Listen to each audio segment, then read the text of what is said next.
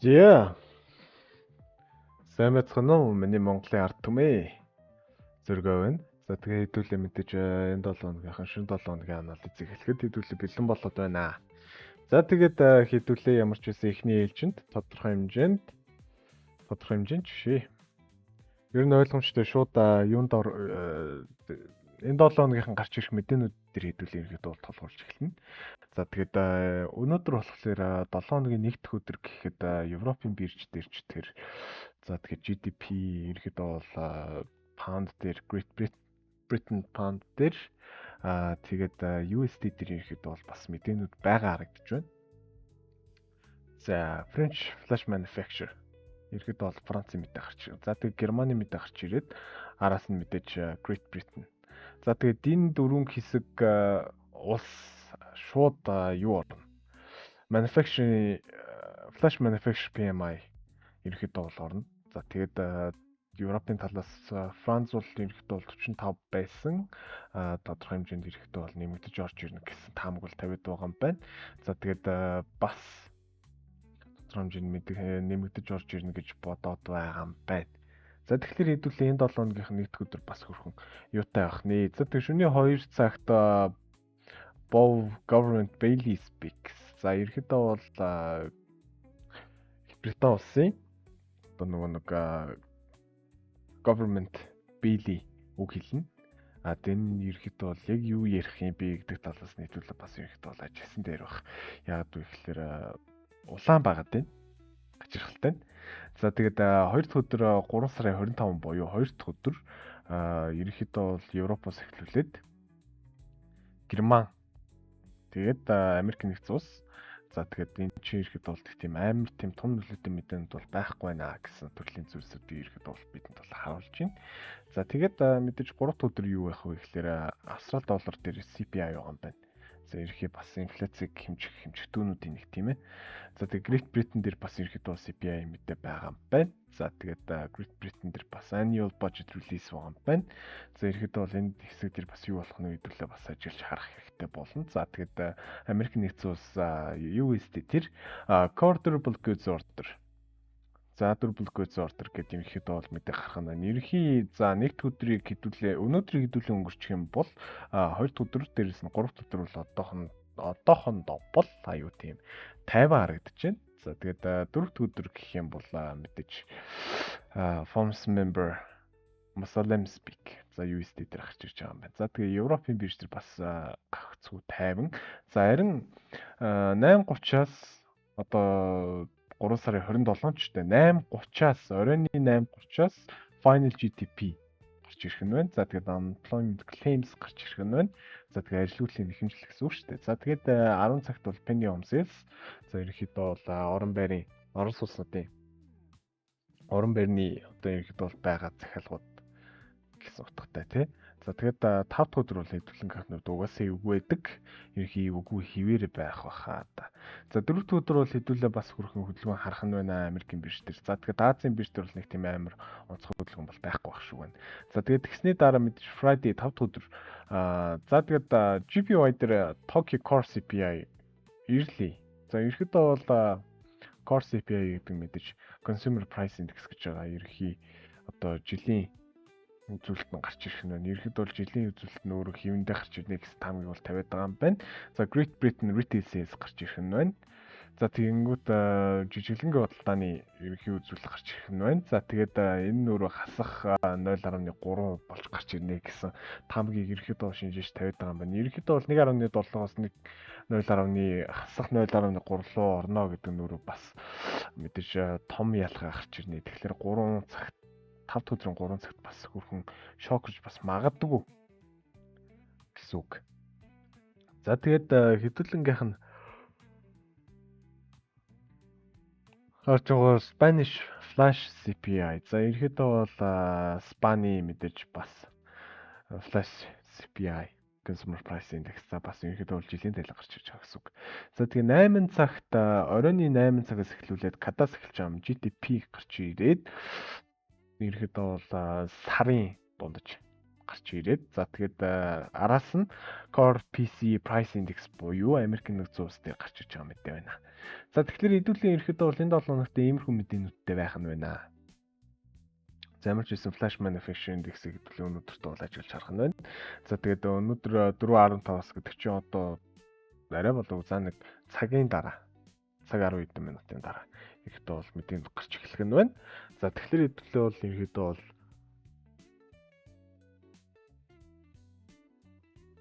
анхааралтай байж байгаад тэгээ өнөөдөр бол сайхан мэдээгээ гаргачих нь. За тэгээд тэрнээс үргэлжлүүлээд өнөөдрийн ерөнхийдөө бол анализ байрлалаар байх боловч ерөнхийдөө бол хөдөлгөөн их өндөртэй байх юм бол хэдүүлээ бол угаасаа юутайгаа байна.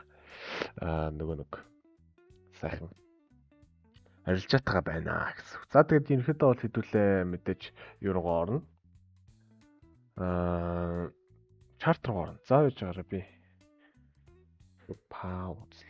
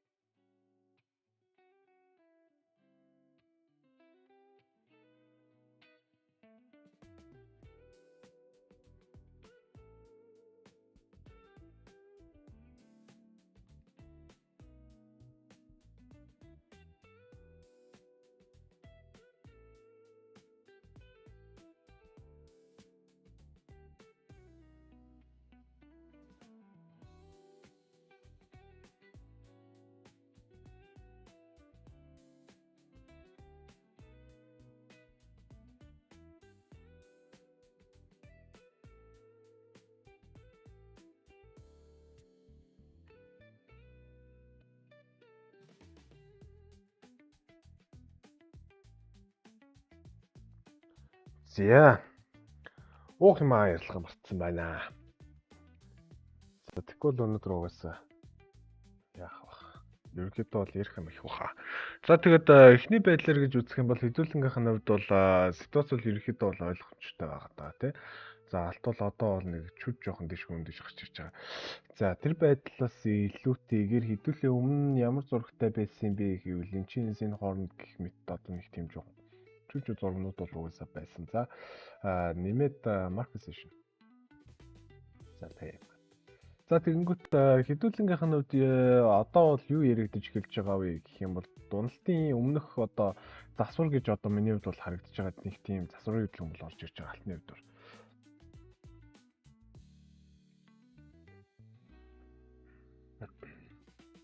За тэгээд алтыг гэж ярихаас илүүтэйгээр хэдүүлээ өмнөх юугаа ярина.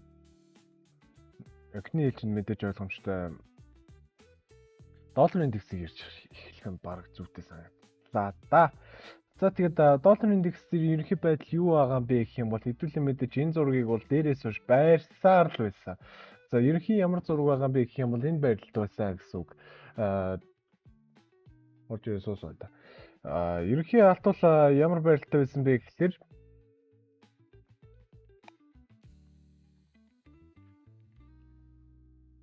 ирсэн.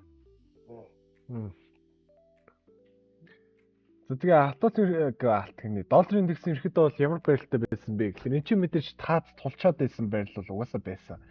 За таац бол угаасаа эн чинь тулцсан байсан. За тэгээд ерөнхийдөө бол таас тулаад 2 дахь шалгалтаа гээд ерөнхий уналтын хөтөлбөр үржилсэн.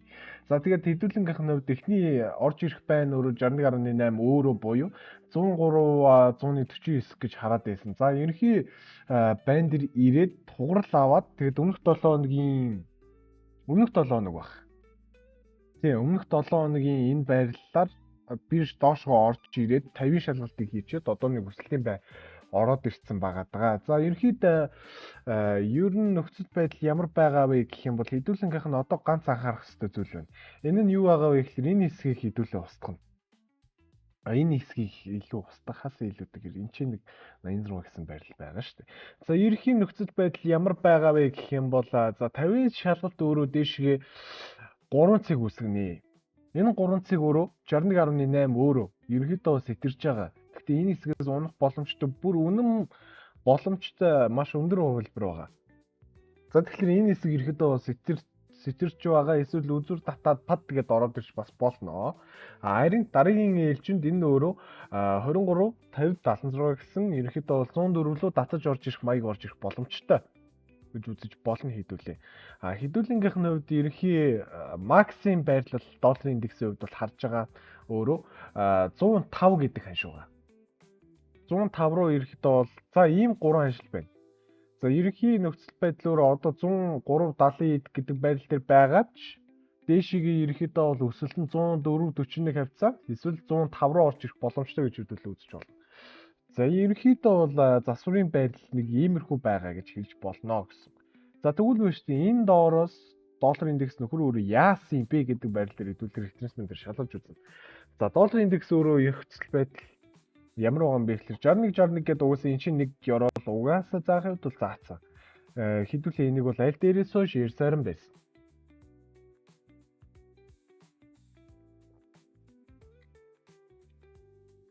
За тэгэхээр хэдүүлэнгийнх нь хувьд нэг анзаарах хэрэгтэй гоё юм байна.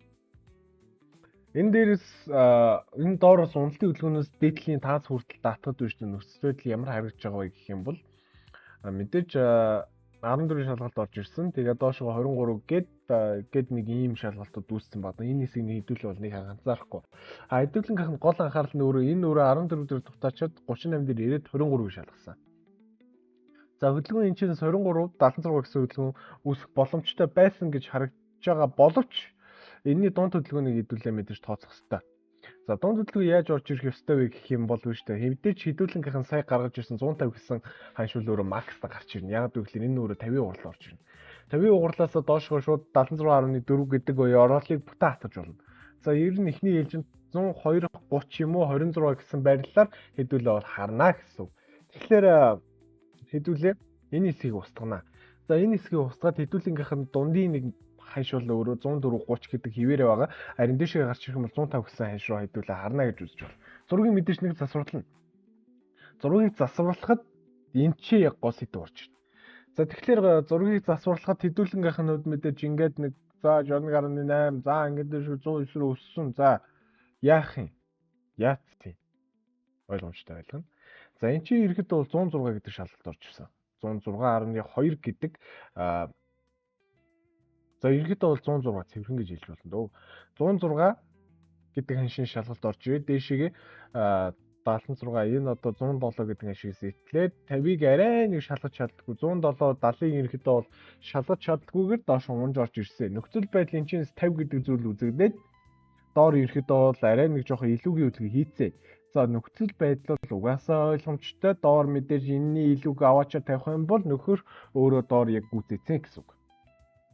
За тэгвэл дараагийн ханш ямархуу бариллаар яаж орж ирэх юм бэ гэдэг хэдүүлэнгийнх нь хамгийн том юу болж үлдэнэ. За мэдээж 10 за энэ хэсгийг мэдээж сэтэлцэн гэж үзээд хэдүүлээ дээшгээ 104.30 руу хараад тэрний цаашгаа 105 руу харж болно. Яагаад вэ гэхээр энэ өөрөө 50 угралтаа ороод ирсэн. Одоо энэ чинь 23.6-ийн магадлал орж ирэх ёстой гэдэг хандлагаар хандаад хэдүүлээ дээшгээ ирэхэд бол 104.30 тэгээд 105 руу харна. Эсвэл нөхцөл байдал өөрөөр эргээд энэ чинээсээ доошогоо унж болно гэсэн үг. Тэгэхээр нөхцөл байдлыг хэдүүлээ энэ чинь ингэж хадгалнаа гэсэн үг. За долларын индекс бол мэдээж ойлгомжтой. Хэдүүлэнгийнх нь долларын индекс бол угаасаа ойлгомжтой байсан. Ерөнхийдөө энэ 7 хоногийн нөхцөл байдал нэг ингэж орж ирнэ гэсэн байралтайгаар хэдүүлээ хандаж угаасаа болно. За харин Эхний үед нөхцөл байдал ямар шүү харагдаад байгаа юм бэ зөргөө гэх юм бол вэ штэ. За мэдээж энэ дээрээс энэ доотлын шалгалтыг хэдүүлээ эхний хэлж шалгаж үзнэ. Заавал ч шалгаж үзнэ. За нөхцөл байдлын чи юу яригдж байгаа юм бэ гэхэлэр энэ өөрөө дэшигээ за 186-гийн шалгалт мөн үгүй юу гэдгийг эхний хэлж нэг шалгаж үзчихье. За дутаацсан. За ерөөдөө бол 186-гийн шалгалт баг ороод ирсэн юм. За нөхцөл байдал өөрөө 138.2 гэж орж ирсэн хөдөлгөөн дэшигээ 3032 гэсэн ханш руу татаж орж ирэх бүрэн боломжтой болж байна. За энэс цаашаа сэтгэх юм бол нөхөр өөрөө дэшигээ пам гэж байх болно гэсэн. Өсөлтийн хүч дамгаалж орж ирнэ гэсэн. Гэвч алт эн чи өөрөө хэрч болно. Уртын хугацаатай нэг ингэж орж ирэх юм уу, ингэ яахын ерхий хэрэглэлтийн байдал орж ирч болно гэсэн. Тэгэхээр хэдүүлээ анхааралтай байна. Алтан дээр маш анхааралтай байхгүй бол хэдүүлээ алтандаа залгиулна шүү. За тэгвэл үү штэ.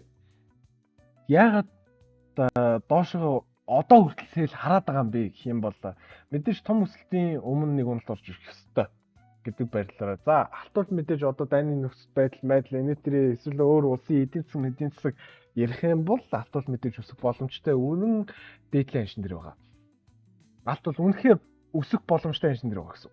Харин энэ нөхцөл байдал яах вэ гэхээр мэдээж хэдүүлэнгийнхэн хувьд за та нар манайхан одоо санживэл яг тэр үед арилжийг хийжсэн хүмүүс одоо санживэл ямар байсан юм бэ гэхээр одоо өмнө жилийн 12 сард ч тийм алт нөгөө 2100 эвдээд тийш өгсдөг. Яг тэр үе чинь бохгүй. Яг тэр үеийг л ярьж чинь гэсэн үг би. За хэдүүлэн мэдээж монтли дээр тавьж үзье. Энэ хэсэг угаасаа ойлгомжтой байсан. Угаасаа ойлгомжтой байсан. Энэ хэсгийг сэтэлж орж ирэхэд ч тийм энэ хэсгийг сэтэлж орж ирэхэд эхлээ дээр нэг үзүүр хийчихэд дараа нь нэг унж орж ирчихэд хад гэж туссан. Яг энэ хөдөлгөөнийг хэдүүлээ харж байна гэсэн. За энэ ч тэгвэл яг ямар ажил үүссэн юм бэ гэхээр бас 2448 дээр орж ирээд паг гэдэг доошоо нэг жоохон хэрж нэг жоохон унж орж ирээд 2290 гэдэг ёроол үсээд паг гэх байхгүй. За энэтэй яг адилхан 3 дахь хөдөлгөөн орж ирсэн. 2795 800 гэдэг хөдөлгөөнөөс доошоо нэг унж орж ирээд 2543 гэдэг ёроолыг хийгээд паг өссөн. За энэ уналтыг хэдүүлээ алдаж болохгүй.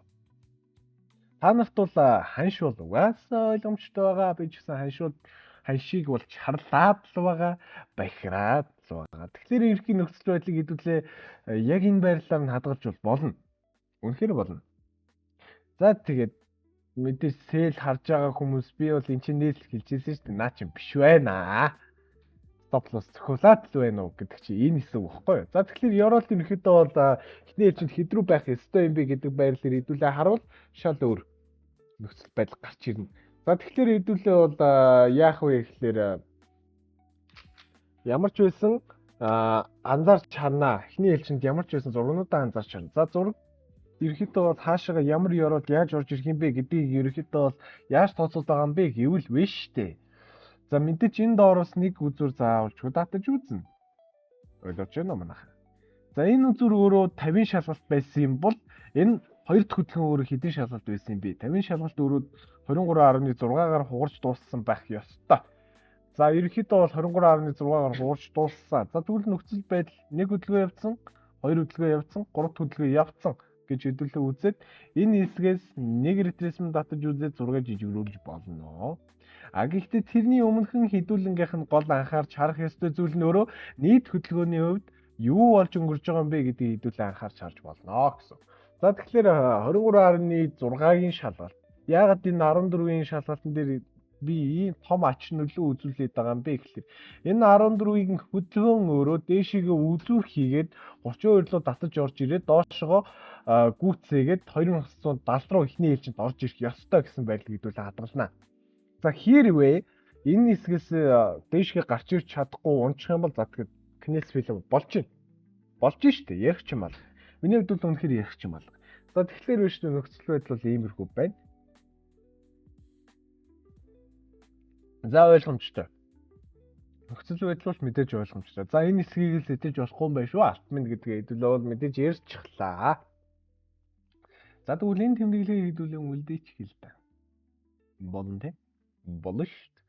За тэгвэл энэ тэмдэглэлийг үлдээгээд хэдүүлээ ерөнхийдөө эхний ээлжин шууд цагийн байрал руу шилжин. Энэ хэсгээс доошгоо ёроол харж исэн боловч эхний доод ёроолосоо пад гэж байхгүй болсон. Энэ чинээс хэдүүлээ нөгөө мөр толгомор харж байна гэдгээс мөр толгомор чинь ерөнхийдөө бол хитрхи удаа ирээд пад тэгээд дэшиг замцсан гэсэн. За тэгэхээр тэр үеийн өмнөх 7 хоногийн нэгд өдрийн ситуац ерөнхийдөө бол дууссан гэсэн үг. За тэгвэл одоо шинэ ситуац яаж орж ирж байгаа юм бэ? Нөхөр өөрөө яаж хөдлөх юм бэ гэдгийг хэдүүлээ анхаарч харах нь одоо бол зүйтэй. Манайхаа сайхан юу шүү?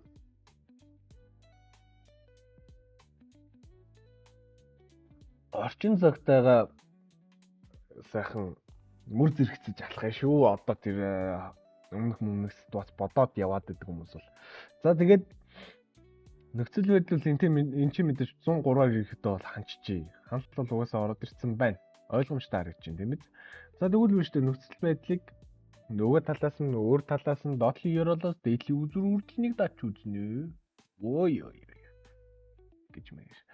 За тэгэнгүүт үштэй нөхцөл байдал ерөөхдөө бол ямар хөө байгаа вэ гэхээр за ингээд нэг 23.6 гээд ороод ирсэн нөхөр өөр 23.6 дээр хандсан. За дээшиг үзүр нь өөрөө жоохон илүүтэй орж ирсэн болохоос биш нөхцөл байдлын зураг өөрөө айгүй гоё цэвэрхэн явж байгаа. За тэгэхээр хэдүүлэнгийнх нь хувьд гол анхаарах зүйл зүйл нь өөрөө үзүр шүү манайх. Үзүрээс л боломжтой байна. За тэгээд хэтэрхий урт үзүр орж ирээд за ингэхлээр за манайхан сэтэрчлээ гэд сайхан дуцах билдэг да.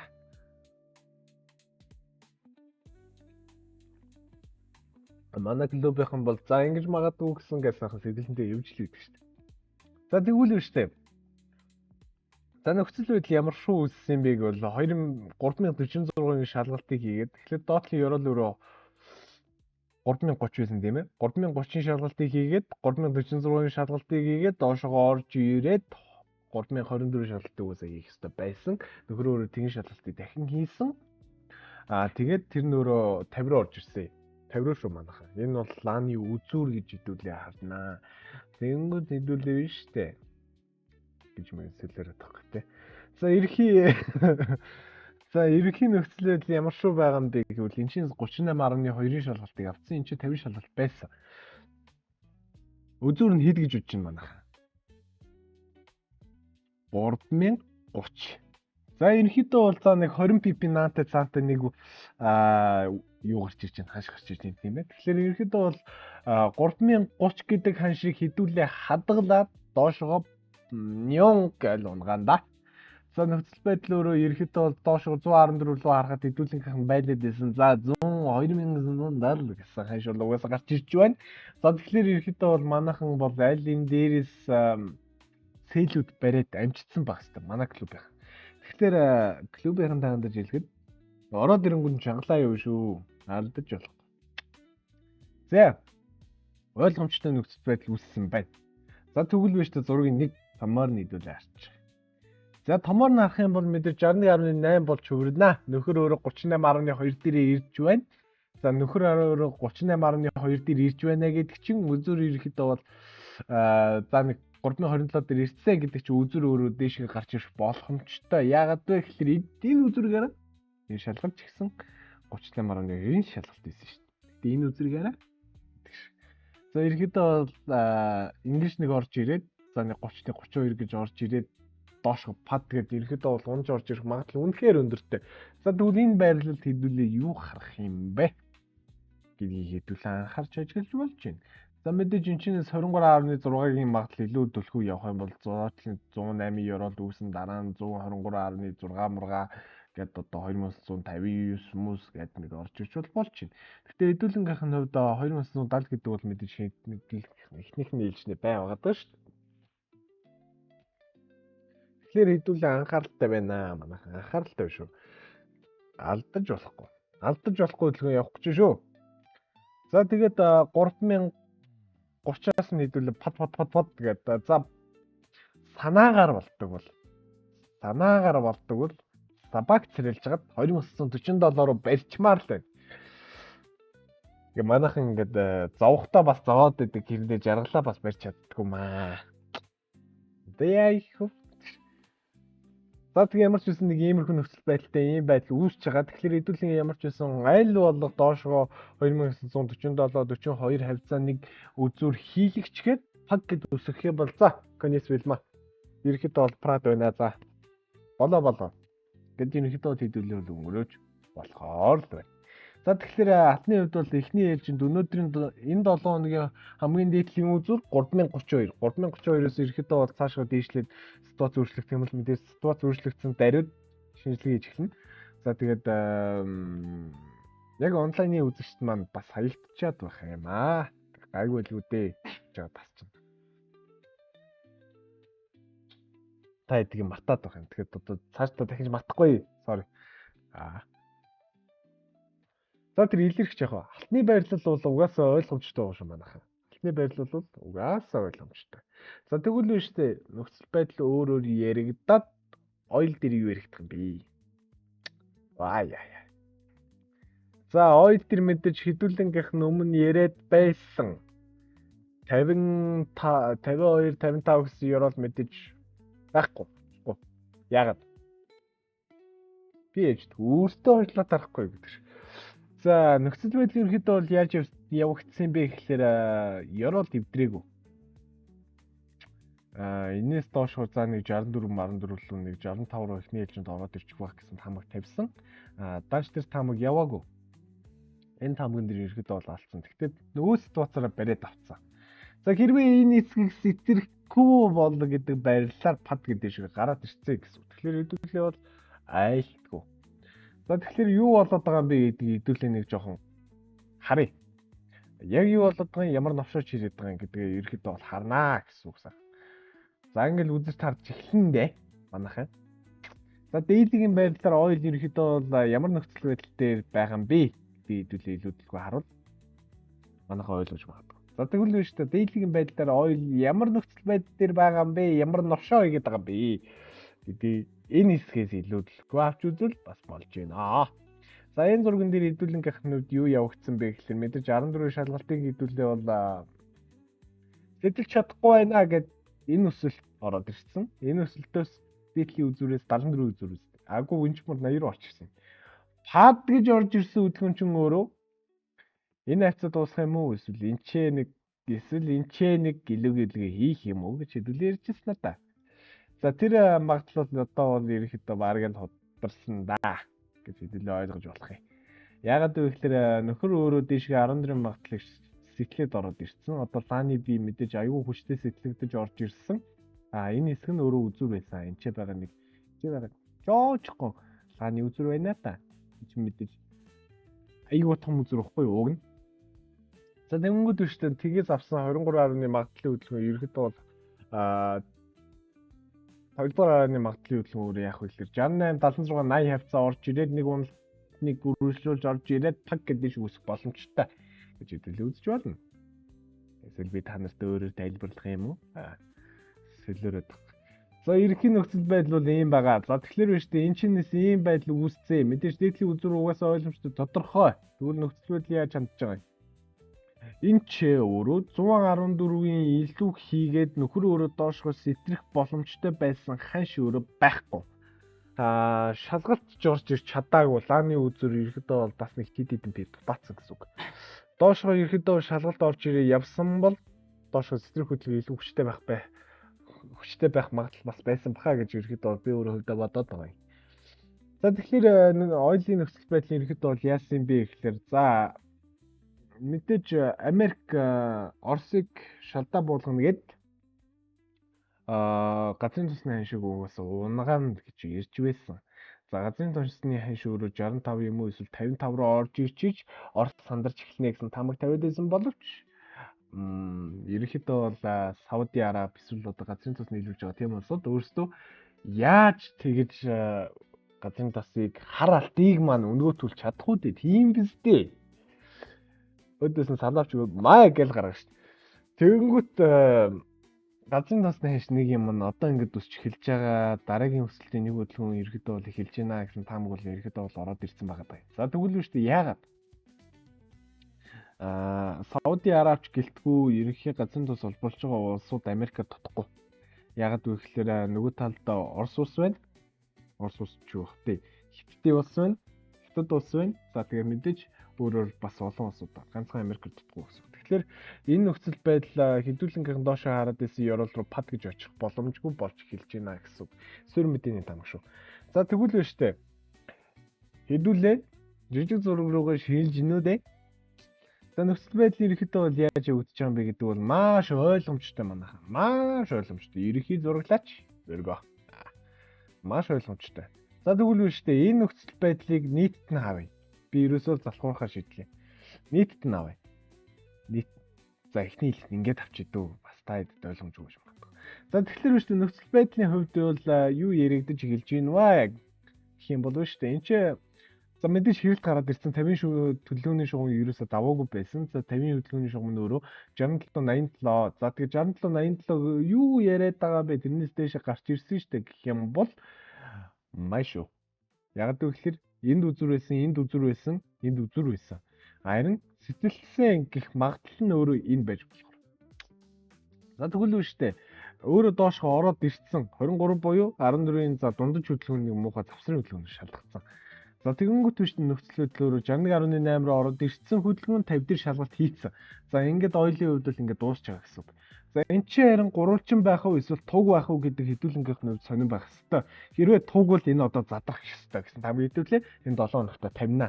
За тэгээд өмнөх 7 хоногт энэ хэсгийг хэдүүлээ задрах ёстой гэж цэг тавьсан боловч нөгөөдөгч задраагүй. Энийг бүр 2-7 хоногийн өмнөөс ирж байна. За тэгвэл биш үү? Яг нөхцөл байдал яаж яагуурхан хаагуурхан яаж задрах юм бэ гэдгийг хэдүүлээ бас нэг ажиглаад нэг харах нь бас зүйтэй. Тэгэхээр хэдүүлэнгийнх нь хувьд ойл өөрөө ямар байралтай байгаа юм бэ гэхлээр мэдээж 50-ийн өмнөх 50-ийн шалгагдаж чадаагүй сэтгэж чадаагүй шугамыг энэ хэсэг сэтлээд нэг шалгалт ороод ирсэн. За тэгвэл үү штэ энэ хэсэг сэтлээд нэг хэрэлт орж ирээд гурвалжин орж ирээд пак гэдэг шиг үсэх боломжтой гэж хэдүүлээ дүгнж болно таамаглаж болно гэсэн үг. Нөхцөл байдал хаагуурхан ягуурхан яваан бэ гэх юм бол 50 гэдэг хөдөлгөөн дэшиг эхний ээлжинд 69-27 гэсэн ханш руу хараад тэрний дээшгээ дахиад нэг 75-75 гэсэн ханшнууд бол угаасаа байгаа ойлгомжтой. Зөвхөн нөхцөл байдал өөрөө том зургаараа хаана юу хийж яваа үүрэгтэй гэж хэдүүлээ бас нэг харж болох юм. За тэгэхээр мэдээж хэдүүлэн ханууд 38.2 гэдэг шугам энэ яагаад сэтэлж чадаагүй?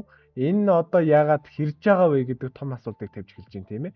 38.2 14 гэдэг хөдөлгөөн өөрөө дээшгээ 14 бол угаасаа мэдээж болно гэж хэцүү хөдөлгөөн байна. За тэгээд энэ өөрөө 68.8 гэсэн ханшин дээр ерөөхдөө бол хэрж байгаа. За тэгвэл биш тийм чи 23 шалгалт ороод ирсэн бол дээшгээ 69 13 15 гэсэн руу орж ирэх боломжтой. За тэгвэл байж штэ 14-өөр дээшгээ нэг хөөч хийх юм бол 72 гэсэн ханш угаасаа ойлын хувьд бол байгаа. За хэдүүлээ ойл дээр ерөөхдөө бол ярьсан ханшнууд байгаа. Тэгэхээр тэр зураглалыг бол хэдүүлээ яг сайхан хэмдэн хадгалж үлдээгээд ойлыг дээшгээ сайхан хуужингаар пак гэд нэг үсгийг харна гэсэн үг. За тэгээд 75 юм а 72-ийн байрал дээр орж ирсээс хойш шин ситуац яригдаж эхэлнэ гэсэн үг. За тэгээ манайхан бэлэн байгаарай. За ерөнхийдөө бол энэ 7 хоногт 3 дахь дуг нь мэдээ байсан мэт ойлд. Байсан байх ёстой доо. Тийш үү crude oil inventory. За тийм ээ. Өмнөх мэдээ 1.7 million гэсэн тий. За тэгвэл энэ удаагийн мэдээ ерөнхийдөө бол хасаг руу орж ирээд бас ойлыг ерөнхийдөө бол өсөлтөнд нөлөөлөх үйц байж чадах уу гэдэг нөхцөл байдал ерөнхийдөө бол яригдах нь байна.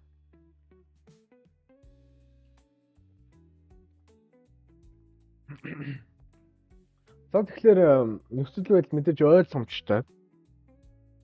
Хэдүүлээ бол одоо бол айд сандраад ах зүйл байхгүй. Хат ойлгомжтой, ойлгомжтой. Над бусд намаагүй.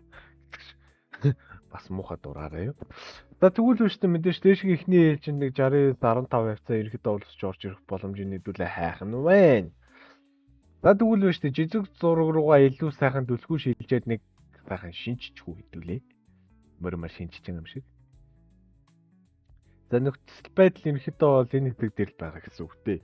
За тэгээд ер нь ямар хуу байгаа юм бэ гэх юм бол үүштэй энэчнээс мэдээж хурч нэг шалгалт орж ирээд энэчээ мэдээж нэг шалгалт тавьсан байсан. Энд чинь ингээд 14 илүүгийн хөдөлгөөн баггүй юу?